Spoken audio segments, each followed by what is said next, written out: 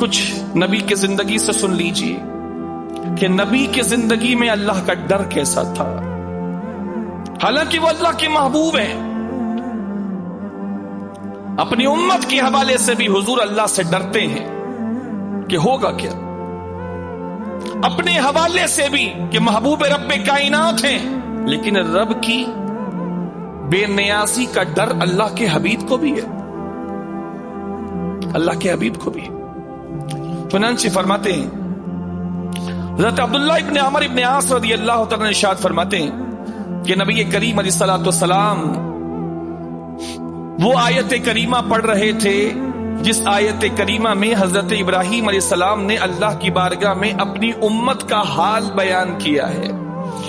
اور حضرت ابراہیم علیہ الصلوۃ والسلام کی جو وہ بات ہے اللہ سے، وہ قرآن پاک میں موجود ہے.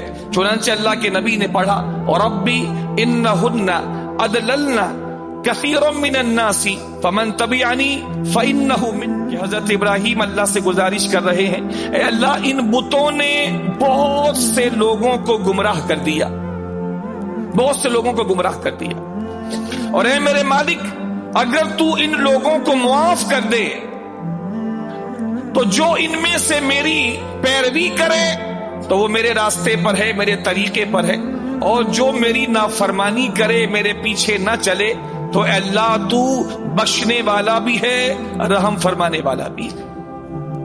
حضرت ابراہیم نے یوں اللہ سے گزارش کی. اللہ کے نبی نے پہلے یہ آیت پڑھی. اس کے بعد حضرت عبداللہ ابن عمر ابن عاص فرماتے ہیں اللہ کے نبی نے پھر وہ آیت پڑھی جو حضرت عیسیٰ علیہ الصلوۃ والسلام نے اللہ کی جناب میں عرض کی تھی. چنانچہ حضرت عیسیٰ نے اللہ سے جو کہا تھا، قرآن نے اس کو یوں بیان کیا، ان تعذبہم فإنہم عبادک. اے اللہ اگر تو ان بندوں کو عذاب دے تو یہ تیرے بندے ہیں، کسی کا کوئی زور نہیں، تو بادشاہ ہے. اگر تو ان کو عذاب دے تو یہ تیرے بندے ہیں. وَإِن تَغْفِرْ لَهُمْ فَإِنَّكَ أَنْتَ الْعَزِيزُ الْحَكِيمُ. اور اگر تو ان کو معاف کر دے تو تو بڑی حکمتوں والا اور تو رحم فرمانے والا.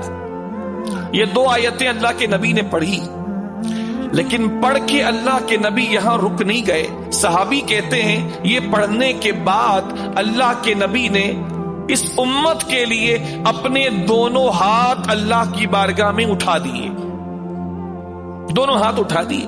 اور دونوں ہاتھ اٹھانے کے بعد اللہ کے نبی نے یوں عرض کی، اللہم امتی امتی، اے اللہ میری امت میری امت. اور راوی کہتے ہیں وہ بکا. حضور یہ کہتے جاتے تھے اور حضور روتے جاتے تھے. اگر رونا اللہ کو پسند نہیں ہوتا اپنے ڈر اور خوف سے تو اپنے محبوب کو کبھی بھی رونے نہ دیتا، لیکن حضور روئے، اے اللہ میری امت کہ میری امت کو بخش دے. وہ بکا اور حضور روئے. تو راوی کہتے ہیں آگے یہ ہے کہ اللہ تعالیٰ نے حضرت جبرائیل کو بھیجا، فرمایا جبرائیل جا کے میرے حبیب سے پوچھ وہ رو کیوں رہے ہیں، حالانکہ اللہ سب کچھ جانتا ہے. تو راوی کہتے ہیں جبرائیل اللہ کے نبی کے پاس آئے اور رونے کی وجہ پوچھی. اللہ کے حبیب نے اپنی امت کا غم بیان کیا، مجھے میری امت کا غم رلا رہا ہے. جبرائیل امین واپس اللہ کے پاس گئے، عرض کی تیرا حبیب کہتا ہے انہیں ان کی امت کا غم رلا رہا ہے کہ نہ جانے میدان قیامت میں ان کے لیے فیصلہ کیا ہوگا، نہ جانے ان کا حال کیا ہوگا. تو اللہ کریم نے جبرائیل امین سے ارشاد فرمایا جا کے میرے حبیب سے کہہ دینا، اے حبیب ہم تجھے تیری امت کے حوالے سے راضی کریں گے اور ہم تجھے غمگین نہ کریں گے. تیری امت کے حوالے سے ہم تجھے راضی کریں گے اور تجھے غمگین نہ کریں گے. یہاں میرا جو موضع استدلال ہے وہ حضور کا رونا، حضور کا رونا. حضور اللہ کی بارگاہ میں بے تحاشا روتے تھے.